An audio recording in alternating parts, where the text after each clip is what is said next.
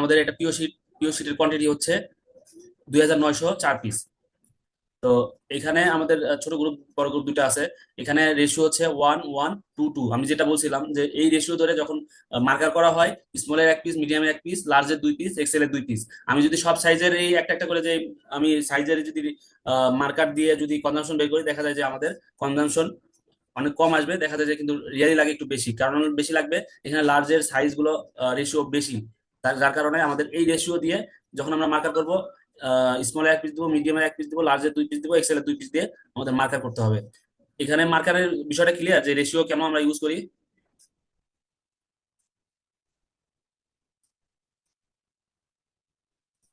জি sir. Sir এইটার এগেনস্টে, এই পিওটার এগেনস্টে আপনি ক্যাট থেকে একটা কনজাম্পশন নিছেন না? হ্যাঁ, এটা আমাদের একটু দেখানো যাবে না? ক্যাট থেকে তো ওইভাবে আমাদের কনজাম্পশনের পেপার থাকবে না, জাস্ট আমাদের একটা ইয়ে থাকবে। আমরা এই কনজাম্পশনটা নেওয়ার পরে এটা সাপ্লায়ারে বুকিং বুকিং। দিচ্ছি। আমি আপনাদেরকে ফেব্রিক বুকিংটা দেখাই। হ্যাঁ, ওই কনজাম্পশনটা ধরেই তো বুকিংটা দিচ্ছেন। হ্যাঁ,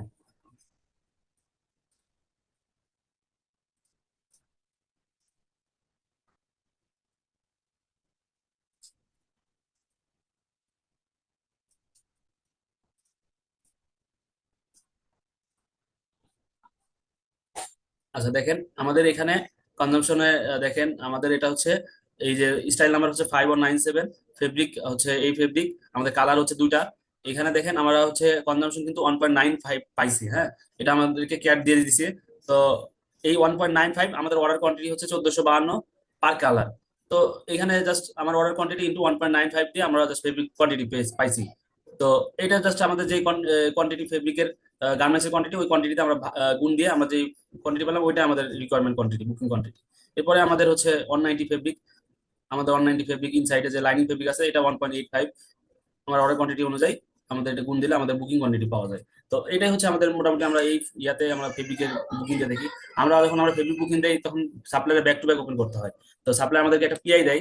এই পিআইটা আমরা এলসি ওপেন করি। তো যখন আমরা বুকিং দেই তখন অবশ্যই সাপ্লাইয়ার আমরা মেনশন করি যে please issue the PI as a below address, below factory address. এই অ্যাটেনশনে আমাদেরকে এই অ্যাটেনশনটা দিয়ে তারা আমাদেরকে পিআই পাঠায়। এবং এই পিআইটা আমরা ব্যাংকে সাবমিশন করে তাদেরকে একটা ইনশিওর দেয় বা এলসি দেয়, লেটার অফ গ্যারান্টি, যেটা এগেনস্টে তারা প্রোডাকশন করে শিপমেন্ট করে। উইদাউট এলসি ফরেন সাপ্লায়ার তারা কখনোই শিপমেন্ট করতে পারবে না উইদাউট এলসি, ব্যাংক এলসি। তো এটা হলো বুকিং, মোটামুটি আমাদের বুকিং ইয়ে দেখাইলাম। Sir, just minute sir. এখানে এই হ্যাঁ, যে 1.85 1.95 এটা যে পাচ্ছি, এই কনজাম্পশন, এটা কি ইয়ার্স না কেজি? আর আপনার যে টোটাল ফেব্রিক বুকিংটা আসছে 2686, এটা কি কেজিতে না ইয়ার্সে? আচ্ছা আমরা যখন কনজাম্পশন করি অবশ্যই সেটা যদি নিট হয়, তাহলে আমরা নিটের ক্ষেত্রেও কিছু কিছু ফেব্রিক আছে যেগুলো আমরা ইয়ার্সে বুকিং দেই। আর ওভেন 100% আপনাদেরকে ইয়ার্সে বুকিং দিতে হবে। স্যার, এই যে 1.95 যেটা পাই আমরা, যেটা কনজাম্পশন বলি, এটার এককটা কি হয় স্যার? এটা আমার মাথায় প্রশ্ন আছে, মানে 1.95 ইয়ার্স না কেজি নাকি এটা? না না, ওটাই তো মানে একটার ইয়ার্স। জন্য করছেন? আপনার ইয়ার্স, আপনার ওইটা যখন আমরা ওভেনে ফেব্রিক বুকিং দিব, এটা অবশ্যই এটা ইউনিট হবে ইয়ার্স। বুঝছি স্যার। আর এই যে 1.95 যেটা দেয়, এটা তো আপনারা নিজেরা বের করে নিছেন, কারণ এটা তো আর ক্যাট ডাইরেক্ট বলে দেয় না 1.95। ক্যাট তো একটা সংখ্যা দেয়, জিএসএম বা এটা মার্কিং এটা না হচ্ছে না না এরকম না, দেয়, অবশ্যই তারপরে তারা আপনারা। তারা ফুল ইয়ার্স বের করে দিবে। যদি ডাজনে বলে তাহলে ডাজনে থেকে আপনি জাস্ট 12 দিয়ে ভাগ দিয়ে যে পার পিস যেটা আসে এটাই। অবশ্যই তারা অ্যাকচুয়াল কনজাম্পশনই দিয়ে দিবে। হয়তো বলবে যে আমি অ্যাকচুয়াল দিছি, তুমি এখান থেকে পার্সেন্টেজ অ্যাড করে নাও। যদি তারা যদি বলে পার্সেন্টেজ অ্যাড করে নেয়, তাহলে আমাদেরকে 5% অ্যাড করে নিতে হয়। বুঝতে পারছি স্যার। আমি যে নিটের কনজাম্পশনটা করি স্যার, আমি আপনার বলি, এই প্রথমে ক্যাট একটা আমি ক্যাটের কি দিই, পিও স্পেক এগুলো দিয়ে দিই। তো ক্যাট ওইটার এগেনস্টে আমাকে একটা কি কনজাম্পশন পেপার দেয়। এখন পরে ওই কনজাম্পশন ধরে আমার কিছু ক্যালকুলেট করতে হয়। যেমন আমরা একটা ফর্মুলা, মানে এটা হয়তো আমাদের গার্মেন্টস মেনটেন করে, যে ধরেন ওই যেটা ডিভাইডেড করি আমরা কি করি, 155 ট্রিপল শূন্য ট্রিপল শূন্য, এটা দিয়ে কি করি, মানে এই ক্যালকুলেটটা করে নিই।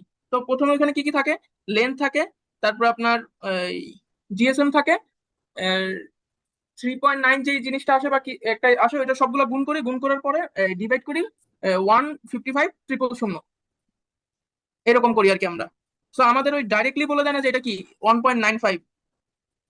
ওটা হচ্ছে দেয় ওরকম ভাবে, কিন্তু বাট নিয়ম হচ্ছে একটু যখন ক্যাট থেকে দিবে তো অবশ্যই তারা যদি নিট ফেব্রিক হয় তাহলে তাহলে কেজিতে দিবে, আর যদি ওভেন ফেব্রিক হয় অবশ্যই তারা কেজি ইয়ার্সে দিতে হবে। তাছাড়া আপনার বুকিং দিবেন কিভাবে? আর যদি ডিটেলস আপনার ভেঙে ওভাবে দেয়, কিভাবে দেয় আমি জানি না। ওখানে হয়তো লেখা দেয় যে 5 পিসের জন্য 10.10 ইয়ার্স 6 ইঞ্চ, তাহলে 6 ইঞ্চ যদি বলে, তাহলে এখানে 36 দিয়ে 6 ভাগ দিলেই আপনার হচ্ছে ইয়ার্সে পেয়ে যাবেন। বুঝতে এই জন্য স্যার মানে ওই আপনার কনজামশনের পেপারটা একটু দেখতে পারলে ভালো হতো, এই জন্য মানে বারবার রিকোয়েস্ট করতেছি। এটা কি আপনার কাছে আছে রাইট নাও?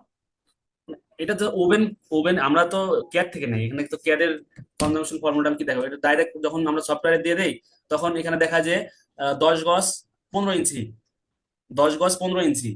তো 15 ইঞ্চি, 10 গজ 15 ইঞ্চি কত কত পিসের জন্য? যদি এটা 8 পিসের জন্য হয়, তাহলে আপনার 10 গজ 15 ইঞ্চি 15 আগে ভাগ করে নেবেন, 15 ভাগ 36, তাহলে কি কিসে বাড়ালো? এটা ইয়ার্সে বের হলো।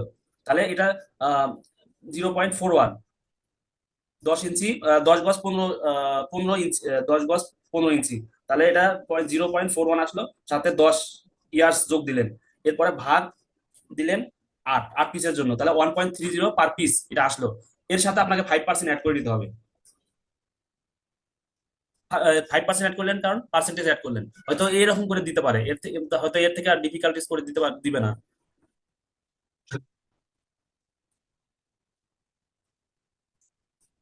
আচ্ছা, আপনাদের ক্যাট থেকে কিভাবে দেয় বলেন, আরেকবার আমার বলেন তো। মানে ক্যাট থেকে দেয় যে আপনার প্রথমে তো আমাদের জিএসএম থাকে, নিট ফেব্রিক। হ্যাঁ।